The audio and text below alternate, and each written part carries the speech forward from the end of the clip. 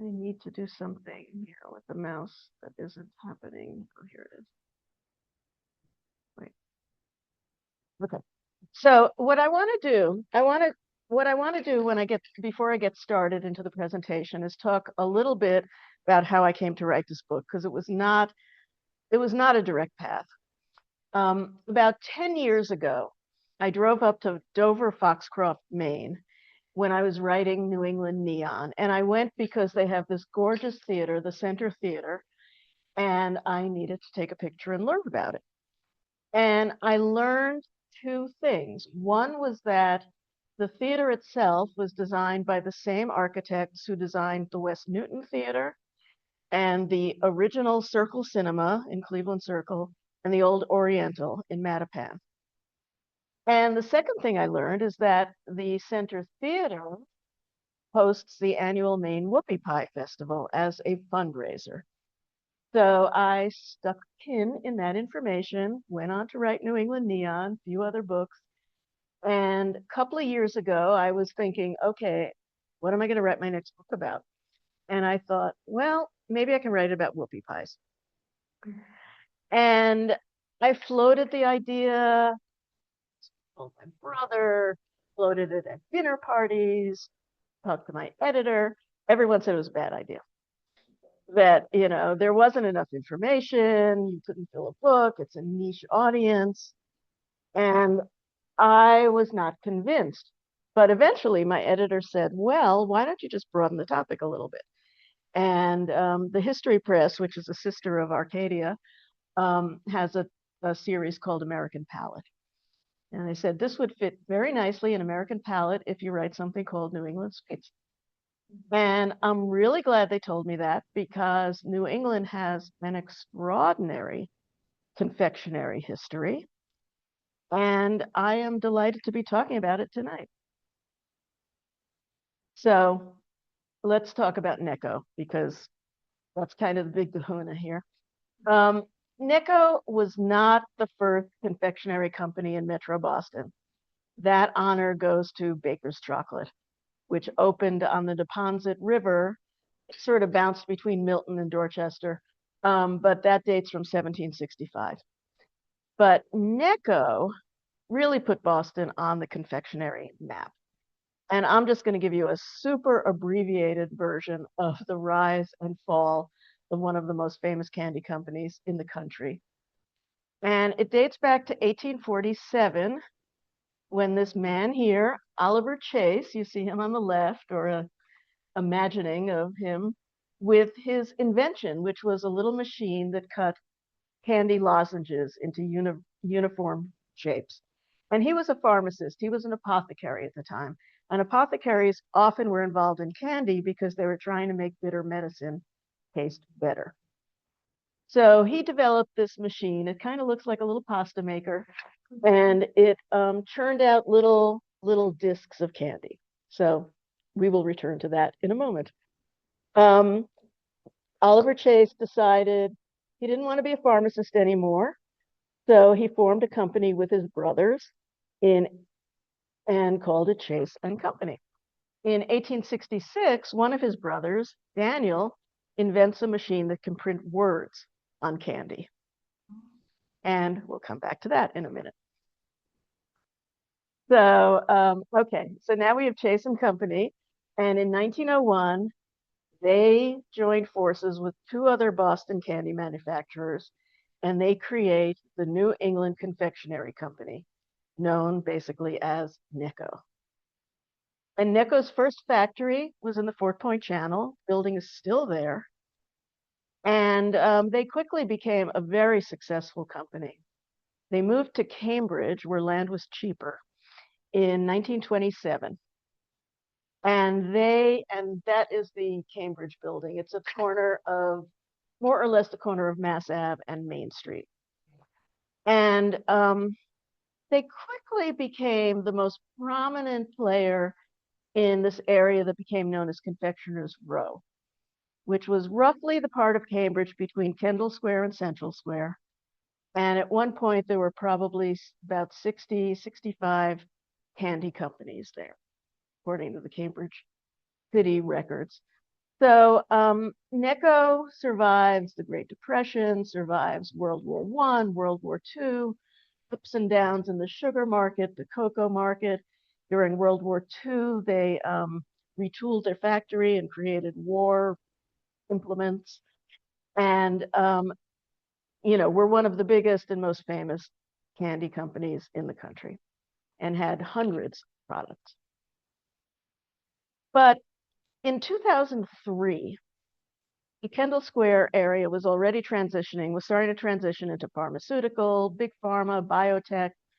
So Necco kind of cashed out. They sold their building to Novartis for $77 million. Who wouldn't cash out, right? And they consolidated their operations in Revere. Um, Novartis, for their part, had to spend another couple of $1 million to get all the sugar out of the walls. Because can't it's just everywhere. So 2007, Necco gets sold to a group of investors, and this is the beginning of the end for Necco, because there's corporate debt, and now there's a lot of competition from the big three, from Hershey's, M&M, Mars, and Nestle. And the cocoa market is going crazy, the sugar market's going crazy, and Necco was basically forced into bankruptcy in 2018. And the assets of the company were sold at auction. And many, many, many of their products just disappeared, evaporated. But a few survived, and I'm going to talk about them. So, of course, these are Necco wafers. These are what Oliver Chase basically invented in 1847. And the discs, the sugary discs, and I brought some, they're in the back, were sold in rolls of 8 flavors originally. And the original flavors were chocolate, licorice, cinnamon, lemon, spearmint, sassafras, wintergreen, and clove. So lime replaced spearmint in the 30s, and orange replaced sassafras in the 1940s.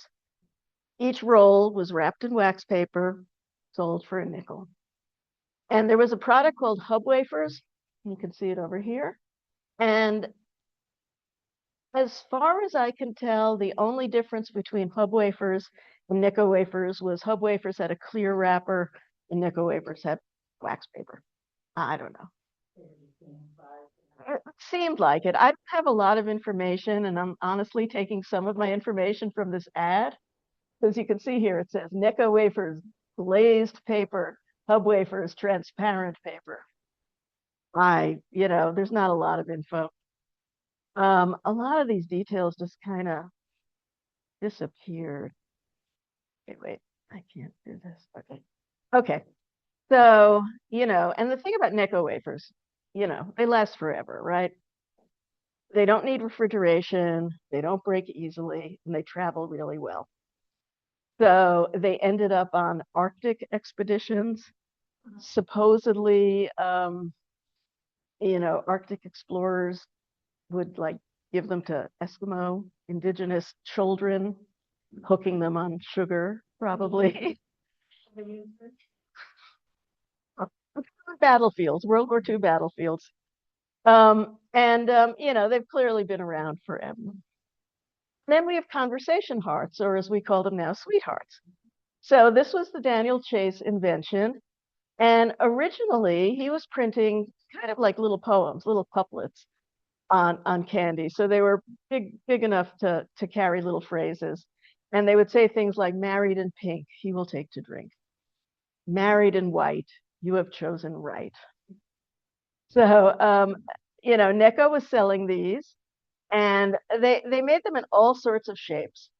And eventually, Necco kind of phased them out, but then brought back the heart-shaped ones in the 80s. So they sort of had they came and went.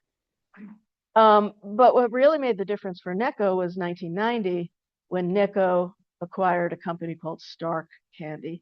And Stark had its own successful line of what they called sweethearts, and little heart-shaped ones with little cutesy phrases.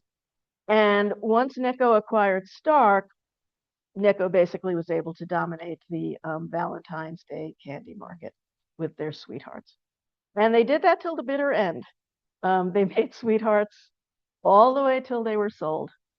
And then at the bankruptcy auction, a company in Ohio called Spangler rescued Necco Wafers, sweethearts, and also Canada mints, and reintroduced them all. So they're all back on the market today.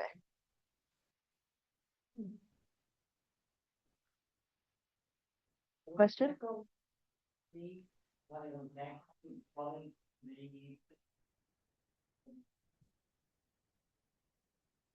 Privately held. So Necco introduced Sky Bar candy in 1938. And Sky Bar was, they called it a candy box in a bar, because it had 4 separate compartments and each one was filled with a different flavor. And they were fudge, toffee, peanut, and like vanilla and nougat. And they were really hard to make because, all those fillings have different properties and you had to get them all into one candy bar. So it's a complicated bar. There weren't a lot of imitators. And what Necco did was, when they invented them in the late 30s, they really tried to cash in on the public's fascination with aviation, right? This was 10 years after Lindbergh flew to Paris, and all sorts of things were happening in the skies. So they called this Sky Bar. They had sister candies called Sky Peps and Sky Toffee. And they launched Sky Bars with a skywriting campaign. So there you see Captain Andy, and they would just do skywriting, and it would say Sky Bar 5 cents. So Sky Bar almost disappeared. They were up for sale at the bankruptcy auction, and nobody was bidding on them. And then a woman in Sudbury named Louise Mawhinney, she was a retired tech executive. She had a gift shop. She still has a gift shop on Route 20 on Post Road, called Duck Soup. And she kind of, on a lark, bid on Sky Bar on the last day of the auction. And much to her surprise, because she had no experience in the confectionery industry, much to her surprise, she won. And now she had the Sky Bar intellectual property. She had no equipment. She had to get it tooled in the Midwest and brought to Massachusetts on a flatbed truck. And she started making Sky Bars in Sudbury.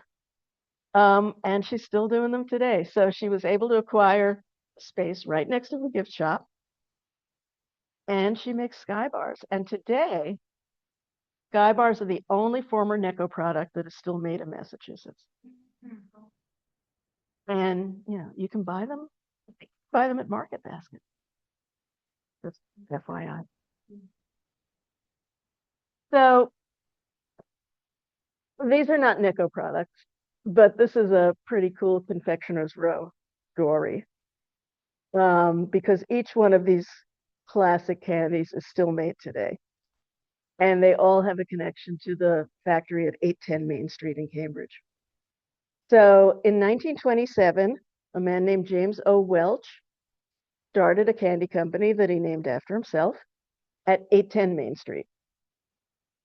And the Welch Company introduced several candies that we still know today, including Sugar Daddy, which is the caramel sucker on a stick that was originally called Papa Sucker. But if cooler heads prevailed, I don't know, and they called it Sugar Daddy. And they made pom poms, and they made Junior Mints, which I'll talk about in 1 second, and a whole bunch of other things that have just faded into obscurity. So Sugar Daddy was like their first big product. And as I say, it's a caramel sucker.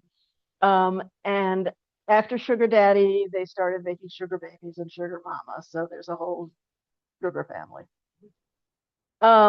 Junior Mints is a pretty cool story, because they launched Junior Mints in 1949. They're one of my favorite candies, and I brought some, so they're in the back. And the name of Junior Mints was supposedly inspired by Junior Miss, which was a popular book, play, and radio show during the 1940s. So it was a little play on words there.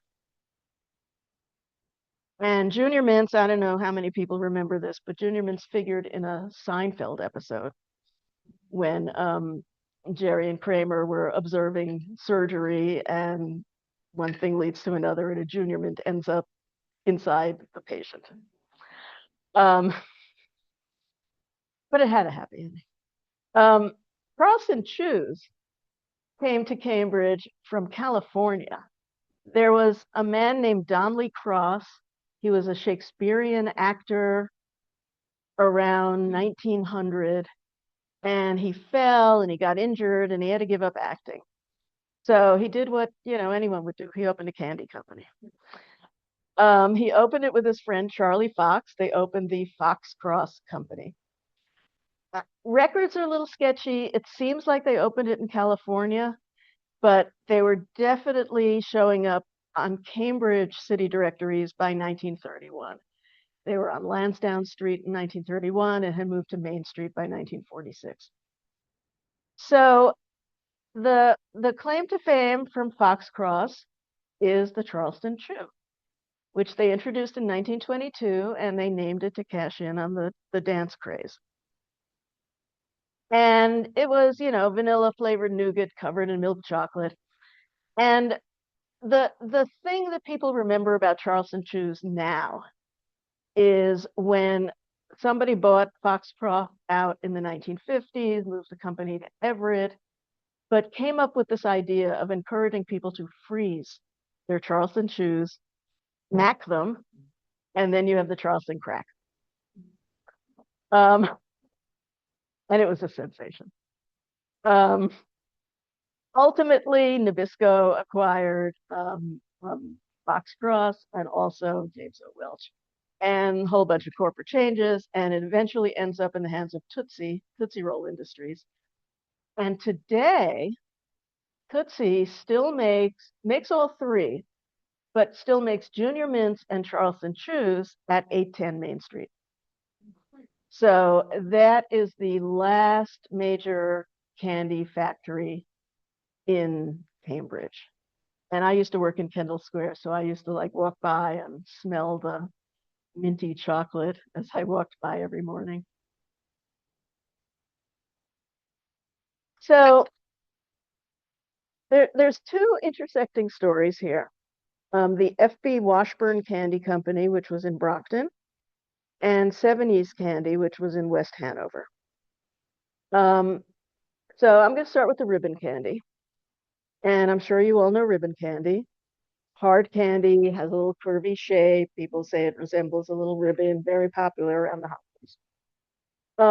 It likely originated in Europe, although nobody knows where, nobody knows when.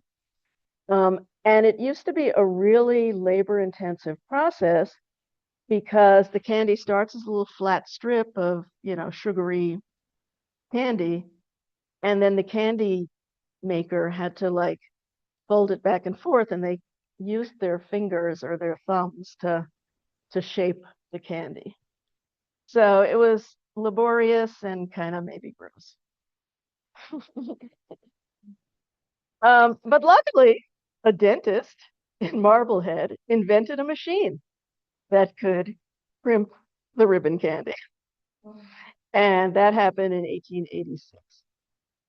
And this gave confectioners access to this new crimping machine. And ribbon candy became much more widely available, but it was hard to make. You still had to cut it by hand and do all sorts of stuff. And so it was still a small batch thing. So then we have this guy named Charles Sevigny. And he founded the company named after himself, Sevigny Candy, in West Hanover, Massachusetts, in 1948. And he patents a machine that automates production of ribbon candy. And he kind of dominates the local ribbon candy market for quite a while into the 80s. So we're going to put a pause on ribbon candy for a minute. And now we're going to talk about F.B. Washburn. So the Washburn story started in 1856 when a man named Francis Washburn opened a bakery in Brockton. And their most popular item was a coconut cookie.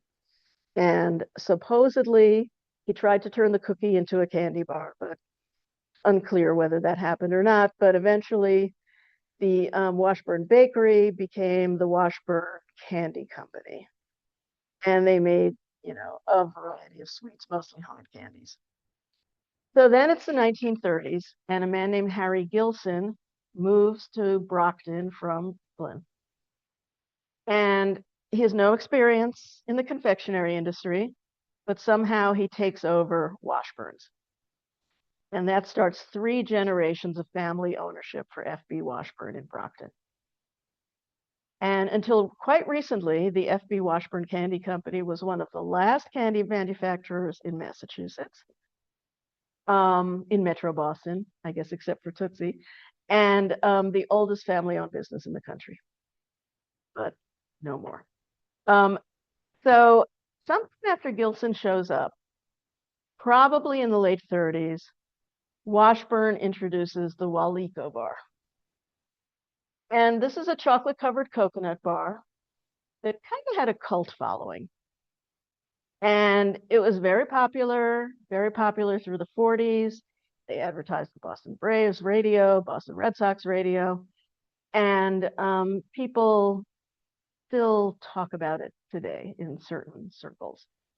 But by the 1970s, things were getting a little crazy in the candy industry. And in the 80s, Washburn's discontinues the Walico bar to concentrate on its hard candy. And that's when they buy out 70s. So now Washburn owns 70s. They were already making ribbon candy, and now they are dominating the ribbon candy market in Massachusetts. And they also were making other hard candies like root beer barrels, Dad's root beer barrels, and lollipops. Someone told me they made the lollipops that, TD Bank has green lollipops in their lobby. Supposedly Washburn made those. But they didn't quite make it through the pandemic, and the family sold out in 2019, 2020, and some other candy companies acquired all the brands. So 70s is still manufactured with the 70s branding on the box, but it is made by a company in Nevada. So kind of lost the local root. Yeah. So that's that. Fig Newtons. And I also brought some Fig Newtons. Um, I know. So fig rolls arrived in New England probably from home cooks in Great Britain. And they were very popular among the British immigrants, and they were thought to be a health food, right? The figs were thought to aid digestion. But it really took a combination of a cookie maker from Ohio, an inventor from Philadelphia, and a bakery in Cambridge to turn the humble fig roll into one of the best-selling cookies in the country, the Fig Newton. So we have Frank Kennedy, who operated the F.A. Kennedy Steam Bakery in Cambridge. The building is still there. It's quite close to the Necco building. And you can kind of see the ghost sign that's still on the building there. You can still see it says Kennedy Steam Bakery. And he made cookies and crackers, and the company was sometimes called Kennedy Biscuit Works. There was a man named Charles Roser. He was from Ohio. And he is believed to have developed the recipe for Fig Newtons. And he eventually moved to Florida and became a real estate developer. And then you have James Mitchell from Philadelphia. And he was an inventor who came up with the machine that could fill a cookie crust with fruit, the key element here in the process. So you got a baker, you got a recipe, and you got technology. And suddenly you have Fig Newtons, which were introduced in 1891. And they were truly named after Newton, Massachusetts, because Kennedy's, for some reason, named a lot of its products after local communities. So they had things named after Shrewsbury and Melrose and Brighton and Cambridge and Newton. In 1898, Kennedy became part of Nabisco, the National Biscuit Company. Nabisco operated out of that building for years and eventually dropped the name Fig from Fig Newtons, but still makes them today. And the building was converted to housing, and it's on the National Register right now. And of course, the city of Newton, they have totally embraced their history in cookie, the land of cookies. And Mayor Mann, Ted Mann, always kept a stash of Fig Newtons in his office, brought them out for guests. And they had a Fig Newton festival at some point.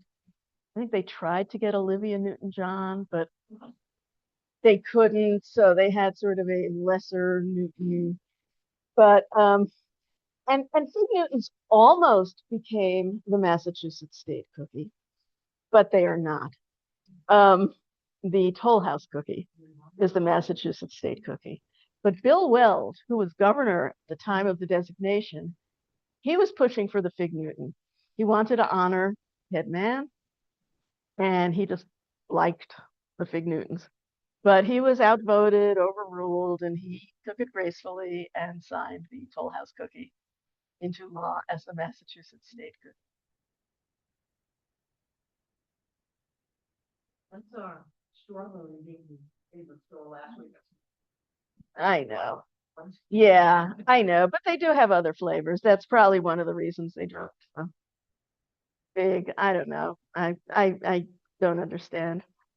Um, so Dunkin' Donuts, Massachusetts company, started in 1948 when an eighth grade dropout named Bill Rosenberg opened a restaurant in Quincy, and he called it Open Kettle.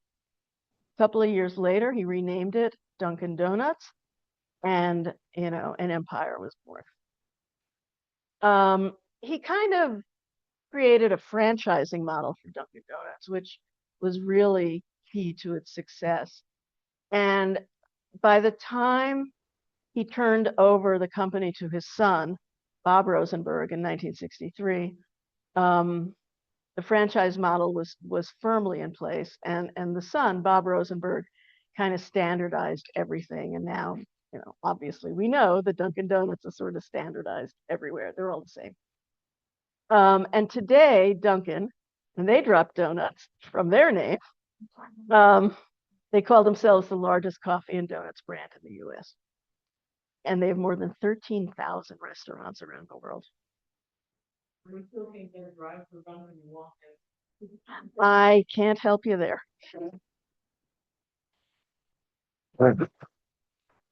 Sorry.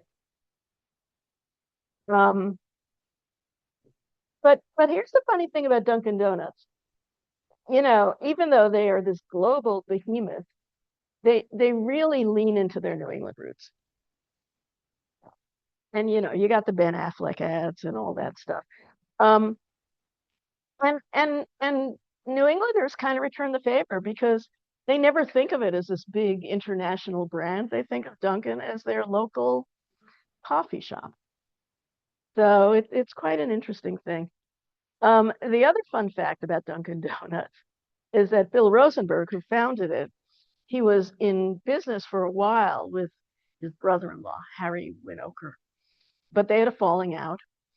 And in 1955, Rosenberg buys out his brother-in-law, and Winokur, the brother-in-law, used the money to start the competing Mr. Donut chain. So those guys were estranged brothers-in-law. But eventually, Dunkin's parent company acquired Mr. Donut in 1990. Was it their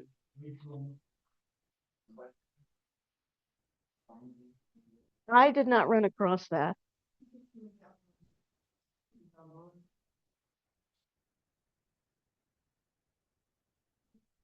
I did meet someone who a antique store somewhere up in Maine who used to have a Mr. Donut franchise in Florida, but so they're everywhere. Um, so on the right there, that's a cider donut. Well, that's not a donut, that's a sign.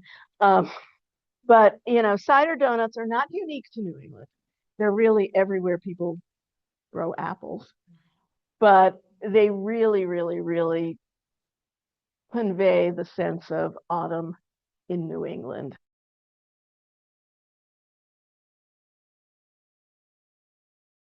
I went on a little cider donut tour of New Hampshire. There's also something called a cider donut whoopie pie, which is pretty intensely sweet because it's like it shows up in different ways, but I've seen them where it's actually two cider donuts kind of cemented by a blob of icing. So yeah, they're quite a thing. So, New Englanders are pretty famous for eating ice cream all year round and eating a lot of it. So, this is just a sampling of some of the local chains. You have Newport Creamery, home of the Awful Awful. And the Awful Awful actually originated in New Jersey, but it's basically a frap. Um, Bailey's, remembered for those hot fudge sundaes kind of overflowing and dripping into the silver thing. Friendlies, of course, and Brigham's. Maine has a couple of chains. They have Giffords and they have Holton Farms Dairy Bar up in Aroostook County. And of course, Vermont is known for its creamees, which is basically a very rich version of soft serve ice cream. And the traditional flavor is maple, of course, because it's Vermont. Um, but tonight, I really want to talk about three guys who disrupted the industry in the 1970s and 1980s. You know them by their first names, right? Steve, Ben, and Jerry. So in 1973, a 29-year-old Steve Harrell began an ice cream revolution in Somerville. He transformed a former dry cleaners. You can kind of see, still says dry cleaners on that building there, the top left. He turned it into an ice cream shop. It had a player piano, it had mismatched furniture, and probably most important, it had the 5-gallon hand cranked White Mountain ice cream maker. So Steve's Ice Cream opened on June 29th, 1973, which was like more than 50 years ago. And it was an immediate success, and waiting in line at Steve's was kind of a rite of passage. And I know I did it. I'm sure some of you did it. Um, but two things really set Steve's apart from the get-go. One was the quality of the ice cream, and the other was the novelty of his mix-ins. So Steve served really rich, creamy, small batch ice cream. And the way he did that was he incorporated just a very low volume of air into the ice cream. And the way you do that, let me back up. When you make ice cream, the process calls for taking a mix of cream, sugar, flavorings, and agitating it to incorporate air. And the thing that incorporates air is a blade called the dasher, moving blade. The slower the dasher, the less air that gets incorporated, which means the thicker and creamier the ice cream. So Steve came up with a motor that he attached to his ice cream maker that churned it slowly enough to create this super premium ice cream. He also introduced mix-ins, and it's hard to believe now what a novelty mix-ins were 50 years ago. But until Steve came along, people basically just sprinkled toppings onto ice cream. But what he did was have his servers kind of smush it all together. So you basically created your own flavors. Um, and Steve, in his memoir, said this about the mix-ins. He said, before I opened Steve's, to my knowledge, no ice cream anywhere contained chopped Heath bars, Reese's cups, Oreos, M&Ms, or other nationally popular candies.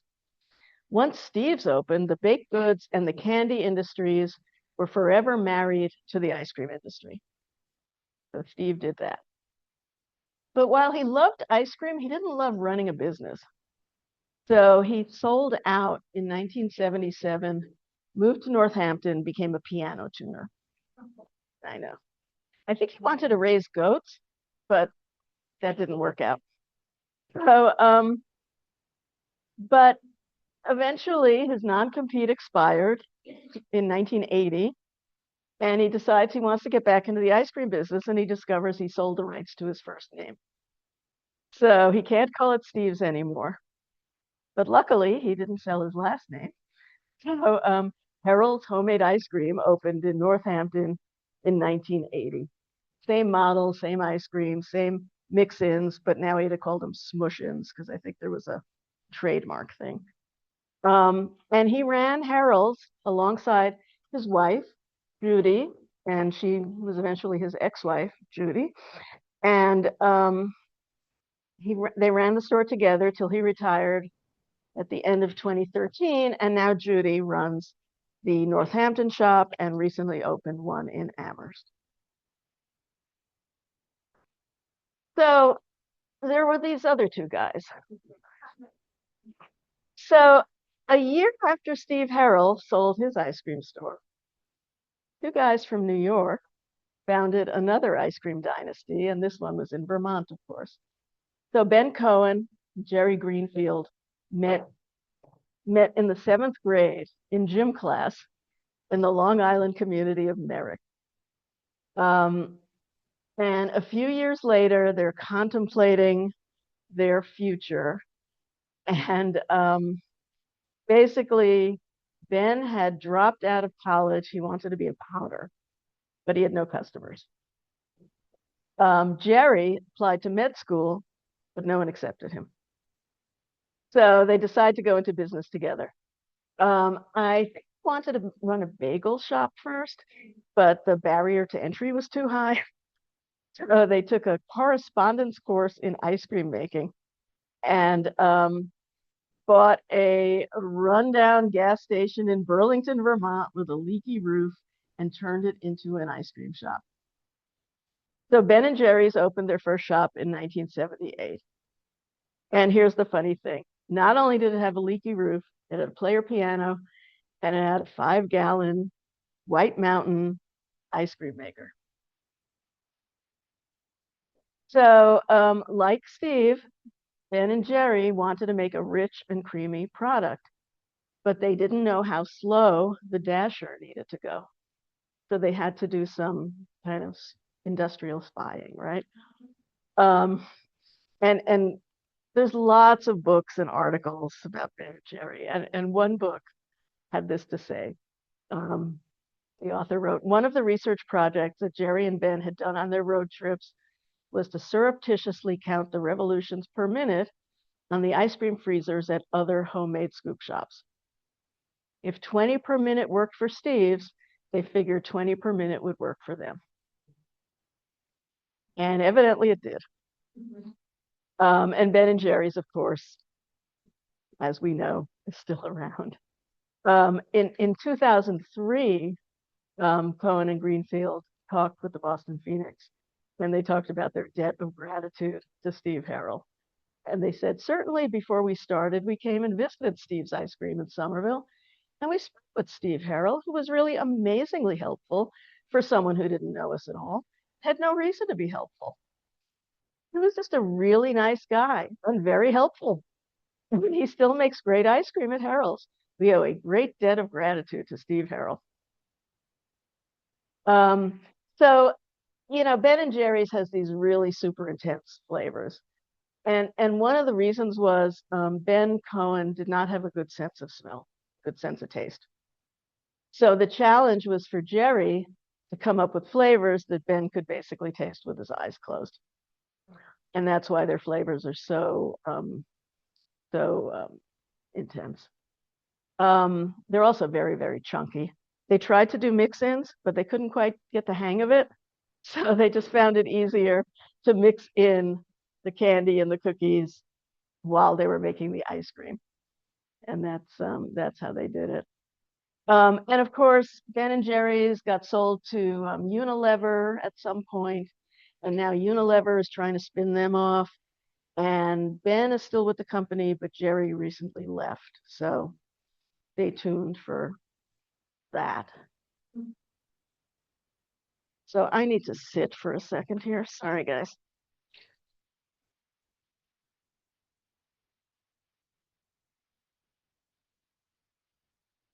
So marshmallow fluff, you all know what fluff is, right?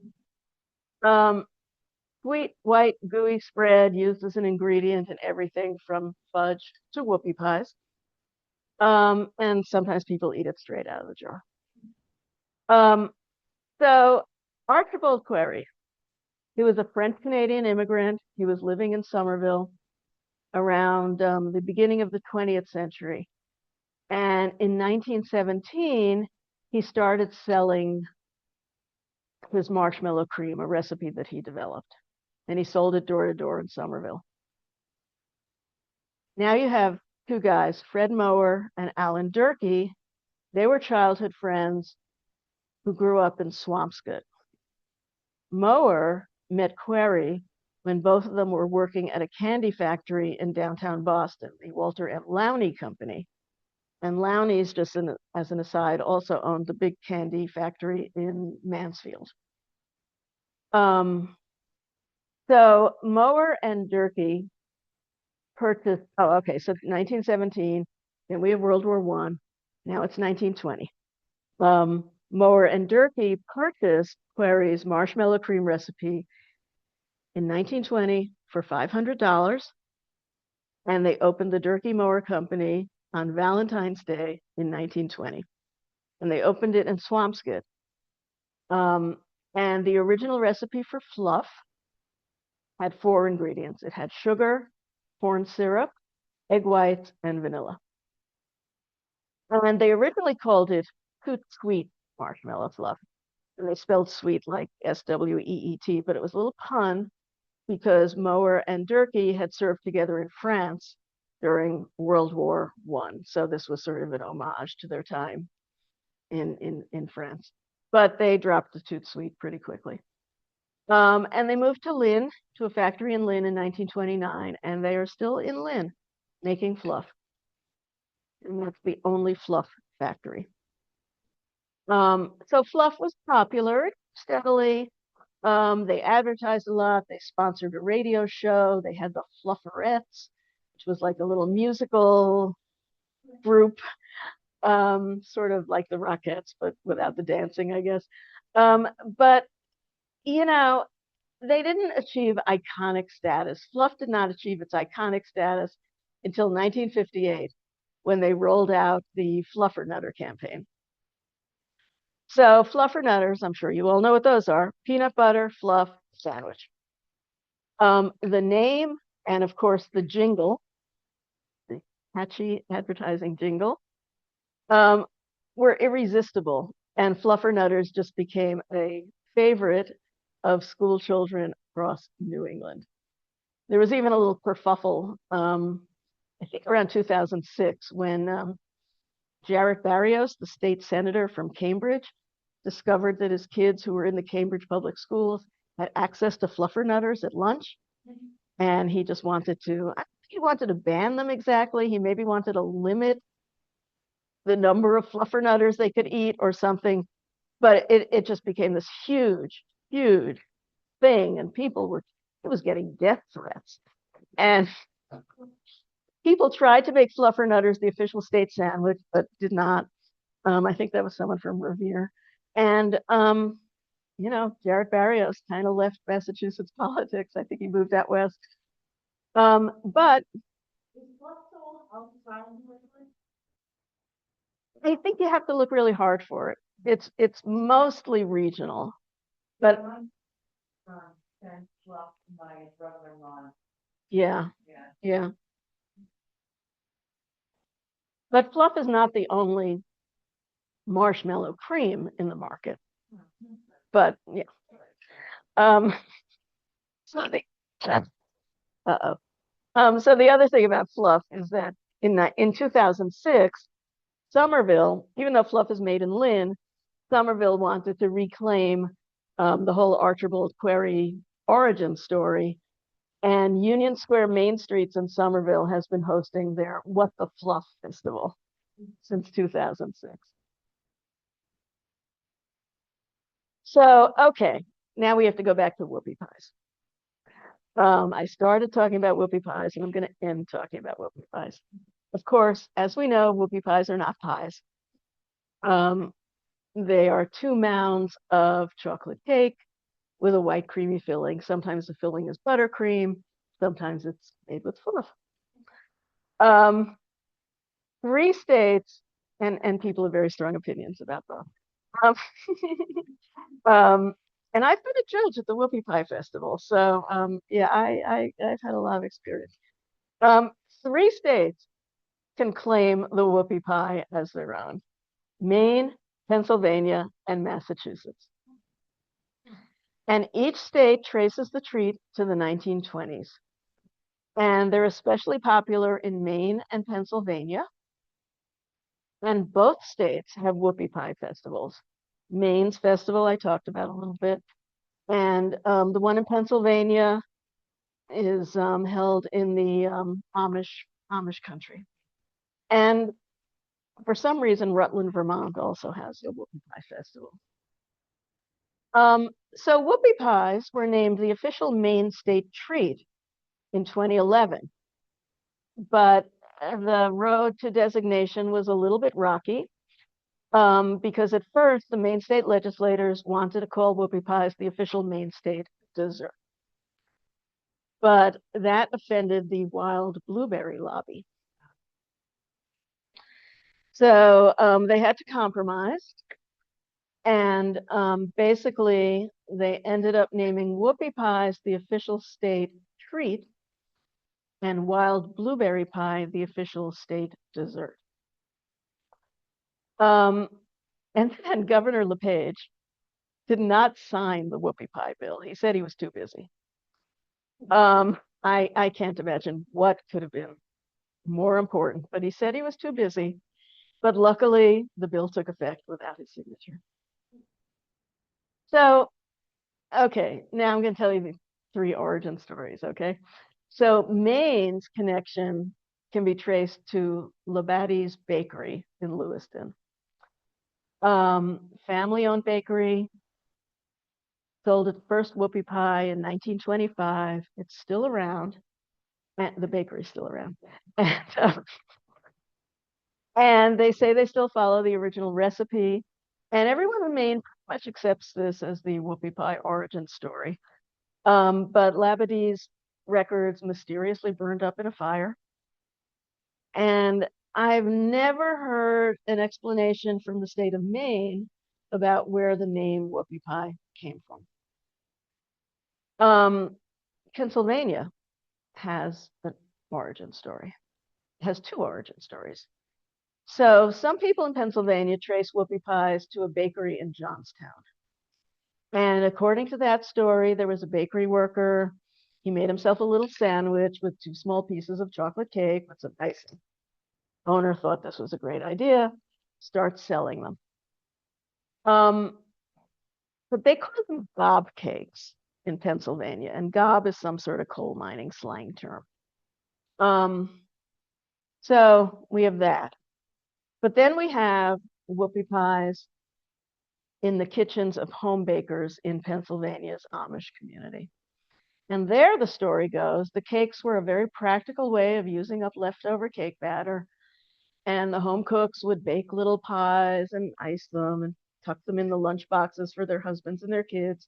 And they would open them and see this treat and go, hey, you know, I I cannot vouch for that story. But, it seems very convenient. And there's the Massachusetts story.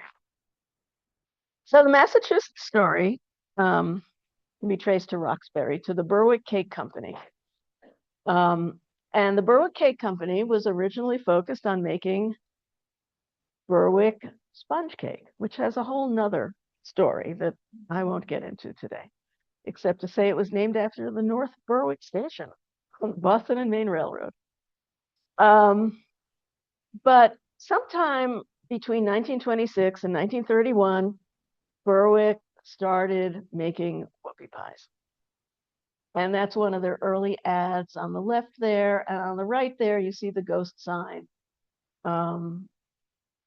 that I think says, does it say whoopie pie? Maybe that sign doesn't. But definitely the ad says whoopie pies. But some people think that a different Berwick confection inspired whoopie pies, because you see, they also made devil dogs. Mm. And devil dogs are kind of just stretched out whoopie pies, right? Details are really sketchy, but supposedly Berwick sold the recipe for devil dogs to Drake Bakeries, and Drake still makes devil dogs. So I don't know. But here's the funny thing about the Berwick origin story, because you can see they spelled whoopie differently, right? They spell it with a double E at the end instead of an IE, the way most people spell it. And in 1928, there was a touring musical called Whoopie, spelled with the double E at the end, starred Eddie Cantor, and it was in Boston. Came to Boston, and according to the story, Eddie Cantor is singing his famous signature song, Making Whoopie, and the crew either handed out whoopie pies or the song inspired the name of the whoopie pie. We're probably never going to know which came first or whether they're even connected, but I just think it was a match made in confectionery heaven. So that's my favorite story. So with that, I'm going to wrap up. As Wayne said, I am on social media. I have a little podcast now. It only has a few episodes. And these are cocoa pods. So inside those are the seeds, which become cocoa beans. And thank you so much.